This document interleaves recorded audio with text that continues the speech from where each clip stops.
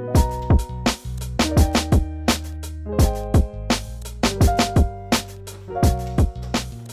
this is Danae and welcome to the Weekly Reid. Boom, that was it. Okay, hey guys, so my name is Danae and we are back with another episode of the Weekly Reid. And I'm going to have my guest introduce themselves in a second. But I want to thank you guys so much for watching my show because I definitely canceled it prematurely 2 weeks ago and it was going to be over. So I thank you so much for being my first guest back on.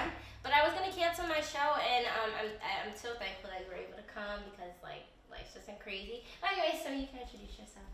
Hi, I'm Joseph. What should I say? Where you're from, what you do. Okay, cool. Well, I live in Philadelphia right now. Mm-hmm. Right now, a keyword.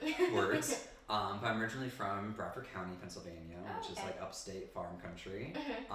I go to the University of the Arts. I'm a writing major. Cool. I do photo and I do film and I act. I also do stand-up, so... Oh, you do? Yeah, we can do some goofy things. Yeah, cool. And And our outfits kind of go together. yeah, we have the orange going on a I bit. know, the black too, a little bit. I have a black hair. Oh, I was like, huh? Oh, yeah, no. And so why are you on the show today? So I'm on the show today because we're going to be talking about gender versus masculinity and femininity because I am non-binary, so without gender, but still able to grasp on to the masculinity that I like. Okay. And yeah, I think we're at a time where for a few years, we're afraid to grab hold of those things where it's being too feminine was too bad and being too masculine would be toxic, but then not all masculinity is toxic and not all femininity is weak. Right. That's just a social construct. Okay. Yeah. Okay, so how are you doing today? I'm doing good. I'm tired, but Are you? yeah. I'm a little sleepy too. Yeah, you've been all over the place. I know. I was just in New York. This had nothing to do with the show. I was in New York yesterday, and I gotta go back tomorrow morning. I mean, we love being booked. Yeah. So. Booked and busy. Okay, so you just shared what your topic was gonna be. And on my question sheet, I asked 3 things for you to pick. Why did you decide to pick that one? It's been just a big topic of discussion in my life for the past year and a half, or for a year and a half now. Since I've been out, because when I originally came out, I felt the need to present more feminine because I thought I would have to be a passing non-binary person, which is problematic within itself inside the queer community, which is another topic. But then I realized I feel more comfortable with my masculinity. I call it alternative mask, which is on my Instagram bio and stuff. Yes, it is. But then I'm now taking gender and sexuality studies at my school, and this comes up all the time, and I love it. So I just think it's a nice topic because it kind of fills in to also intersectionality, where it can be applied to different areas. And I think that needs to be explored, especially by white queer people, because problematic. And then that's another discussion there too. But so, what are your pronouns? Just so I know how to. My pronouns are they, them, theirs. Okay. Yeah. Okay. I figured. I think we had talked about that before. When I wanted to do a photo shoot with you. Remember, I was looking for a. Oh yeah. Yeah, and you shared that with me. So, but I wanted to make doubly sure because I feel like that's an important, something important to ask nowadays. So just to go back to pronouns. How do you feel when there's somebody? So for me, I don't know. I don't want to sound ignorant. But if, for example, if I had she or her in my bio, would that be something that offended you when I'm very... No, even if you're cis, I think that's good. I think that's the way to bring it up into discussion. Okay. I think that's normalizing it and making queer people feel more in the norm. Okay. Which, that's another thing because it doesn't seem normal because it's people get upset about it grammarly and just obviously it's a little confusing for some people when they don't educate themselves, but I feel when cis people put their pronouns, it opens up the door for them. The dialogue opens up the door, it opens up the opportunity for people who are on the spectrum or just out of the spectrum to feel comfortable in that setting. Okay. Good to know. Yeah, I think it's really good. Even if someone is very cis and very much in their set gender, still letting people know is good because even if someone you gender someone from a distance, they might not be what you think. So it's good, I think, for anyone to say them. Yeah. Okay. Well, good to know. I hope that didn't come off ignorant, but I was just very curious. So if somebody misgenders you, do you correct them or do you usually? If they're a stranger, that's different. Because like if I'm not going to see them again, I don't want to ruin that moment. Like it's not a form of like I would miseducating them because it's not always my job to educate people. And I think it's important that you say that it's not always your job to educate people. Yeah, it's my one professor says it's like a social justice right now to take time and take care of yourself. Right. Because we all are trying to like make a difference and be like activists for ourselves. But it's exhausting. Yeah, very exhausting. So yeah, if it's a stranger, but like if I'm hanging out with someone and I know we'll see each other again, like if it slips up like 3 times, I'll be like, just so you know, just a reminder. But other than that, I'm just like, I think the moment needs to be just genuine, and I feel like that could be like a roadblock sometimes. I see. At least personally. Yeah, that makes for sense. me. Okay. So on a lighter note, on the form you described yourself as egg. Why did you pick egg? I think I just like always whenever anyone like wants me to sell myself on paper, I get like, ugh, and I don't know how. It's so difficult. So I always just like egg because I feel like eggs are funny and they're weird. There's so many things we can do with eggs. Isn't like an egg? Like didn't they just like pass Kylie Jenner on like Instagram or something? Yeah, just one egg. So that's like now iconic, I guess. But yeah, I just think it's easy. And you put it up there like before that even happened. So are you the egg? Maybe? Can't talk about that right now. So why do you think self-expression is important? I think self-expression for anyone, no matter your identity, is important. I was once talking with this older man who is gay, and that generation, it was scary for them to express themselves or wear their like heart on their sleeve because that's the generation who loves to say we're all the same, which we're very much not. And we're going to talk about that in a little bit. Yeah. But he once told me that like I shouldn't, and that like was even a more of a like I feel like it made it more important because we're at a point where I think we need to acknowledge our differences, and also when you're expressing yourself and being your true self, that I think that's the easiest way to live. Okay.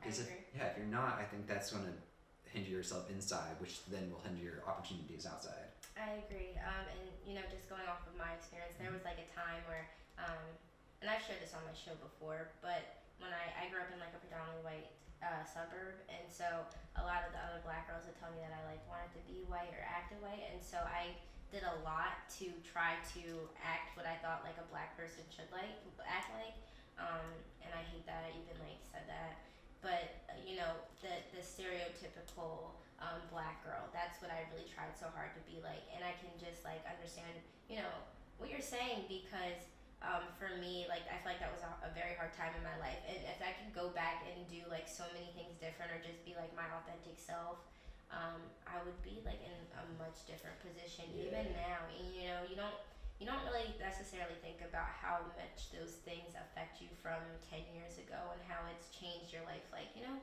because maybe instead of like being on the cheer team, I would have like been like in the TV stuff because that's what I want to do, you know. So I didn't want to make it about me, but I do understand you know where you're coming from. So why do you think it's important that we discuss privilege and intersectionality? Because it's right now it's such a big question. Right now, especially because of intersectionality, which when I first like read about it, it kind of seemed like bad, but then I like we had a discussion about stuff like this in class, and it kind of like I was like, oh, this makes more sense because it helps you clock your privilege. Which for myself, as someone who's queer, but very much like if I wanted to, I could pass as a white straight man. And so like when I walk down the street and I see like someone who's female bodied and they're like they cross the street and whatnot, I hit and I'm like, oh, see, I don't have to do that because I don't feel like I'm gonna be attacked.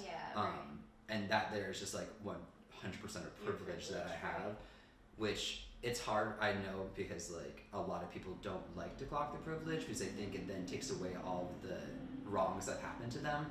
I'm like, but then your wrongs might, if you clock your privilege, then you can also acknowledge your wrongs and then understand that your wrongs can't amount to other people because of intersectionality. I completely agree with you. I took a women and gender studies class my sophomore year, and it was the first time like I had really had like an in-depth conversation about identity or really anything like that. And one of our segments was obviously intersectionality and how it relates to privilege. And again, as like an African American woman, I had it in my mind that I didn't have any type of privilege. Like I just thought that, oh, like black women are at the bottom of the totem pole, and I'm like, you know, it's like one of those things that it sucks, but you accept it because that's your reality, and you try to get out of it, but you know.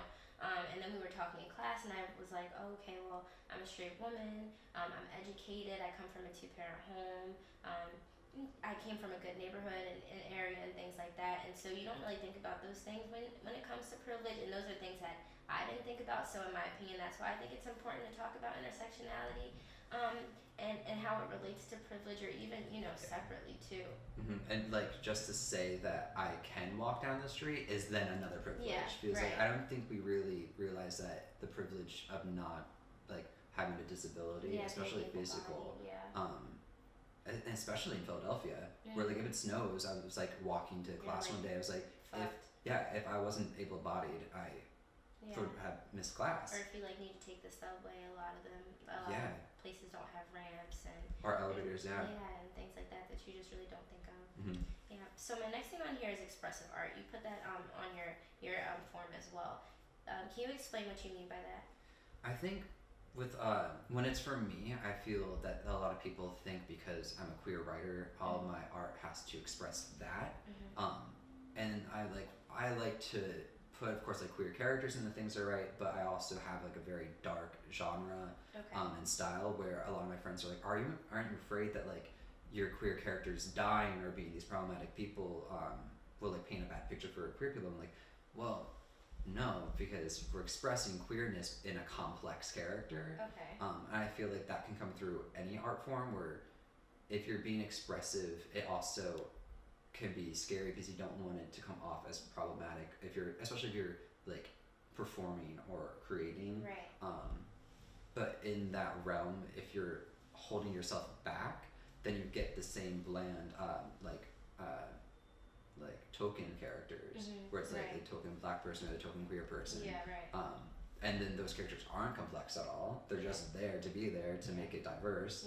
And I'm like, that's worse. I think like that's how I am a queer artist, but my art isn't to educate. It's to express like and it's reality too, you know, because if I wanted to write about a black woman and she was always just amazing all the time, then that wouldn't be reality, because nobody's great all the time, you know. I'm not here, like you said, to make anybody feel any type of way. I'm not here to make anybody feel better or worse. It's just, you know, I feel like art is art. And so my next question to you is, how do you feel about writers who are not in marginalized groups who write characters who are marginalized? It's like there's a want to be like, thank you for like, if it's like something that can be performed.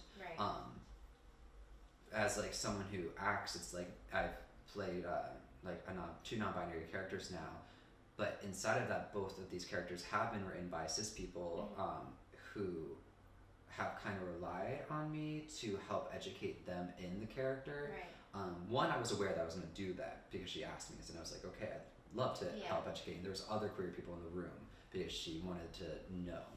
So when you're doing that, I think that's great. Like you're making a space, you're making a character for a queer person to play, and then you're asking queer people how to write. But then there are the people who don't educate themselves and don't talk or even invite someone in the room who they are writing.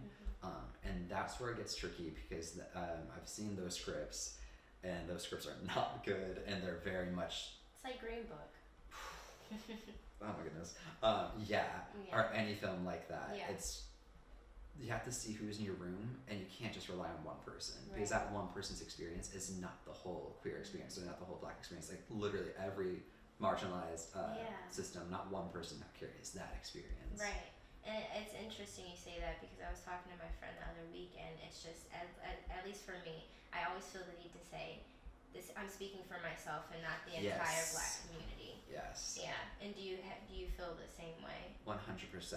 I just made my little documentary series, all focusing on non-binary people. Okay.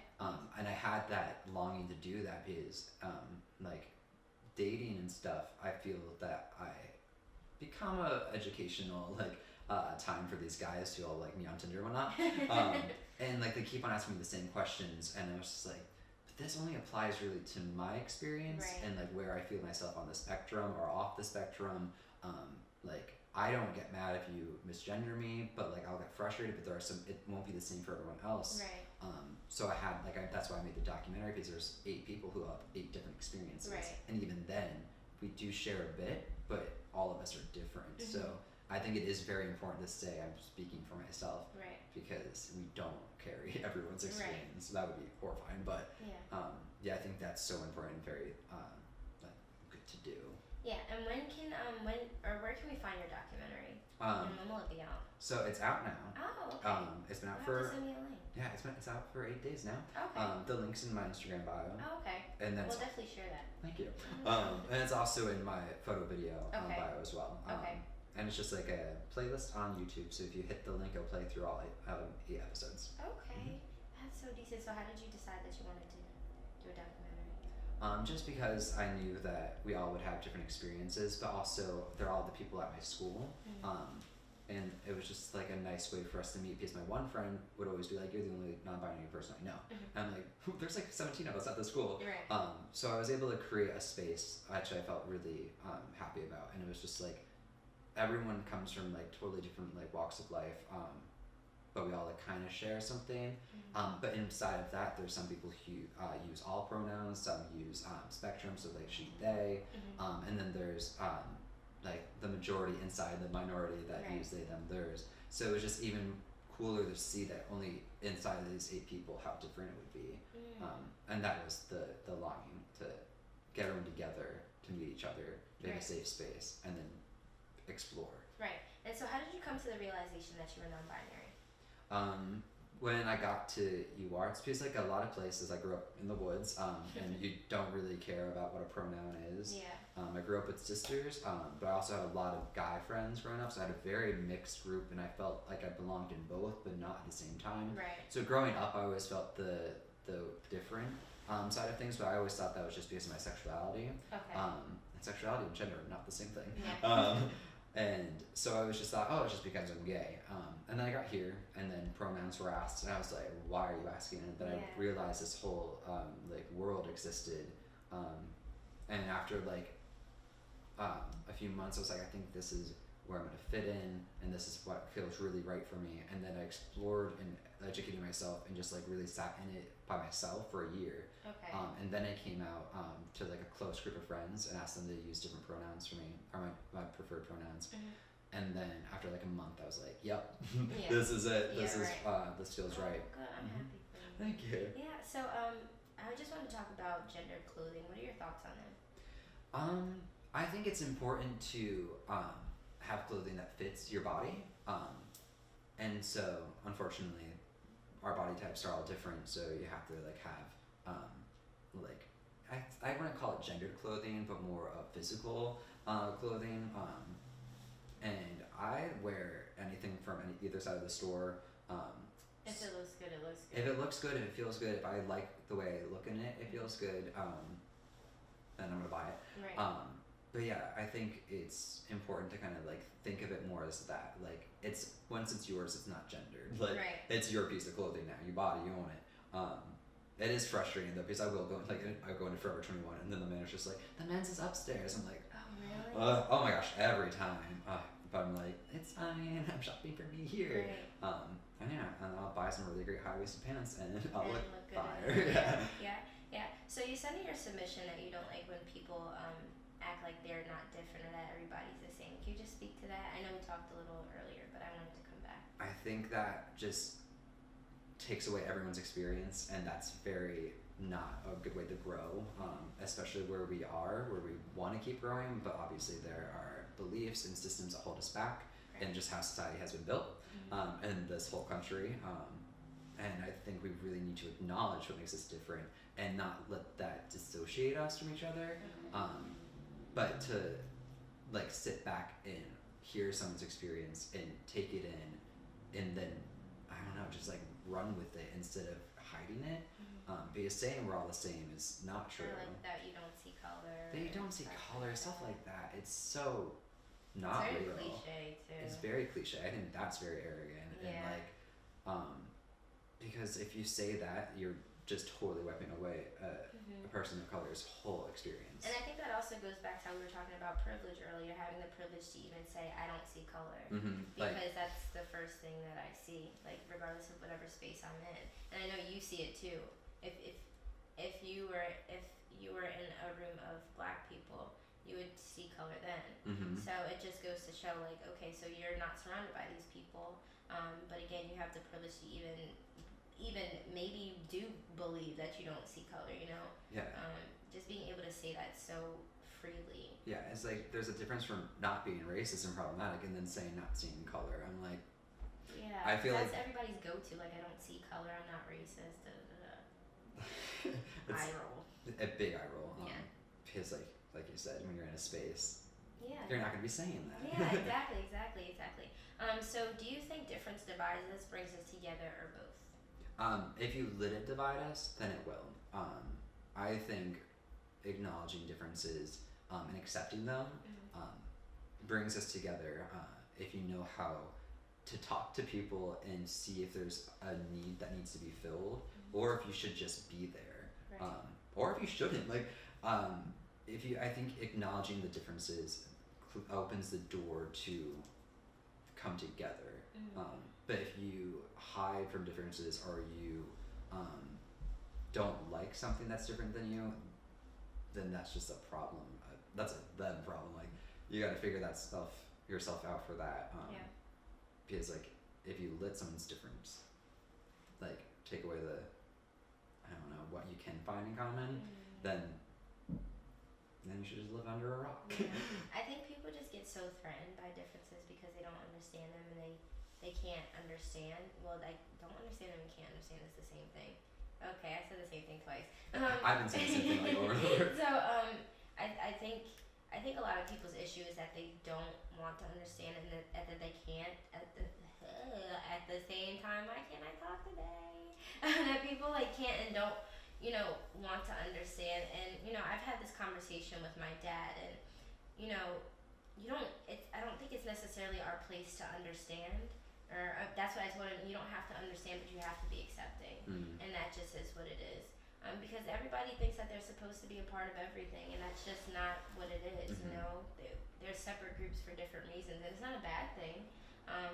It just is what it is. I do wish we could blend more, because I know, like, just going back to like high school, we used to like sit at the lunch table, like these people sat with these people, and these people sat with So I definitely think we would definitely benefit from listening to and learning each other's differences. But again, like I told my dad, if you don't understand, then that's your problem. But you at least have to be accepting. Yeah, and then inside of that, then letting yourself be with people who are the same as you, because that's then a safe space.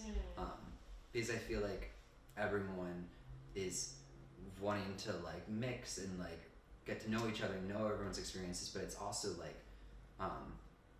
there are the people who will say like, I don't see color, will come out, and it's just like, I think we have to like create then our safe spaces where we can talk and be like, this person said this today, and then that way you know how to like approach it and just like be able to I don't know, just like being with people who are the same isn't bad though.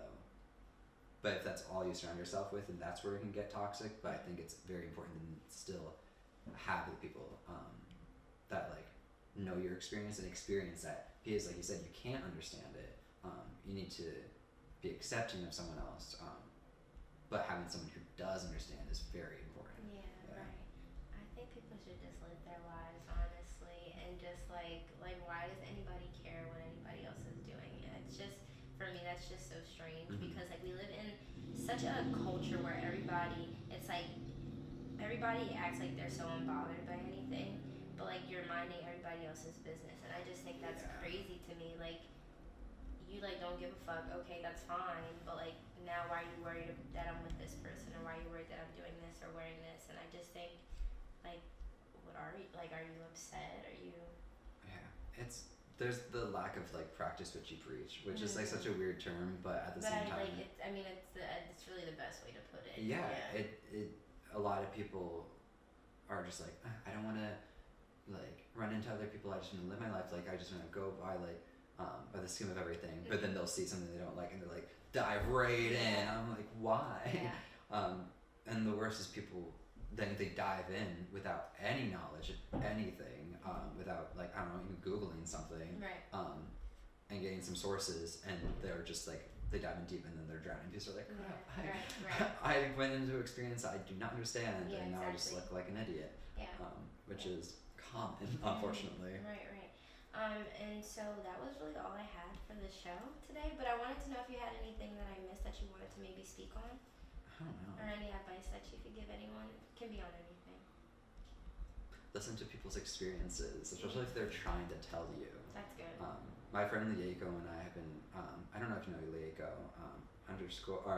on American Dragon is her Instagram. Oh, okay. I don't know her, but I've seen her pictures. Yeah, we get together a lot, and she is an amazing advocate for herself and for others, and like she's been really helping me do that for myself, but also like, I don't know, she's also just been very open with her experience, and then like me as a white person, very white person, just having like to listen, because like I can't dive in, I can't say it's, oh yeah, me too, like no, I can't.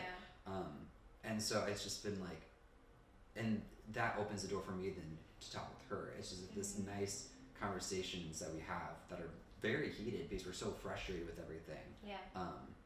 But I'm just like, if I didn't like sit down and listen, I then wouldn't have the opportunity to then get like put my voice out there. And it's not the whole like, that's your opinion, now here's my opinion. Right.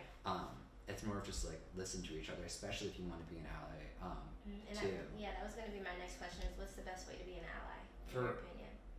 For every, I think, minority, if you want to be an ally, I think it's listen, and then don't speak for a while, sleep on it, really take it in, and then also be a barrier for people who are targets, like inside of the LGBTQI plus community.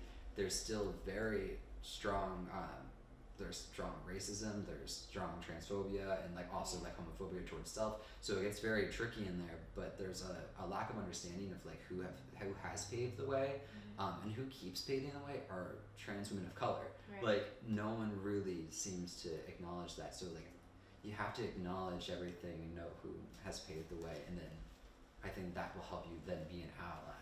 Just acknowledging things. Right. And actually, I'm sorry, I forgot something. So again, the topic that you came to talk about was femininity and masculinity versus gender. And for people who don't understand the difference, I just want you to explain it to them. I've talked about this on my show before, but I feel like it's always good to kind of refresh everybody's mind because people tend to forget. So if you could just, and then we'll end the show. Yeah, I think people think both of those are gendered, which they're not. I feel like men should feel comfortable to be feminine and masculine. Because we're all comprised of both energies. Exactly. And also the spectrum of actually what's inside we may not even know because of what our appearance is on the outside looks normal, which is such a dirty word, or looks like biologically correct. There's things that could be off balance inside that could make you feel more feminine, more masculine. And then that goes into if you're gay, there's the fear of being too feminine, and where like the weird heterosexual world still seeps in, where I'm like, no, you can be feminine, you can be as masculine as you want. It just don't let it become toxic. That's I think other people fear that too. It's like either I'm being what I'm not, or it's gonna become too toxic, which you should be aware of, but just like don't let your gender identity control what you're feeling. Like how I thought for like the first few months of being out as non-binary, I had to be more feminine, which was just so uncomfortable, which was me going from trying to be too masculine, like like the societal man that I was trying to be, and then I was like, oh, well now I'm not man, I know that I'm not a man, I'm gonna be more feminine. I was like, that's not me though. It's you kind of have to like create your own, build your own adventure with all of this. Yeah, and I think that's important. Again, to say that just because you are a straight man doesn't mean that you can't have feminine tendencies, or just because you're a straight woman doesn't mean that you can't have masculine tendencies. So I think it's just everybody's comprised of so many things, and we try so hard to make somebody fit into like certain boxes, and I'm looking forward to like someday where maybe that's not the case. Yeah. Me too. Yeah. Hopefully someday while we're alive, but True. we'll see. Maybe our kids. I mean, we can pave the way. Yeah, Hopefully, do something. Hopefully. I know I think everybody's doing amazing. Yeah. We've come such a long way. True. I think but in some ways we are still exactly where we were 50 years ago. So. But I thank you so much for being on my show. Thank you for having me. Yeah, that was so much fun. And I thank you guys so much for watching the Weekly Read once again. We will be back next week. And again, thank you for being my first guest back, because I was really like, fuck this show. I really was. It was about to be like a complete chalk, because I was just going through it. But I'm not going to talk about my personal life right now. Anyway, thank you guys so much for watching the Weekly Read. And that's a wrap.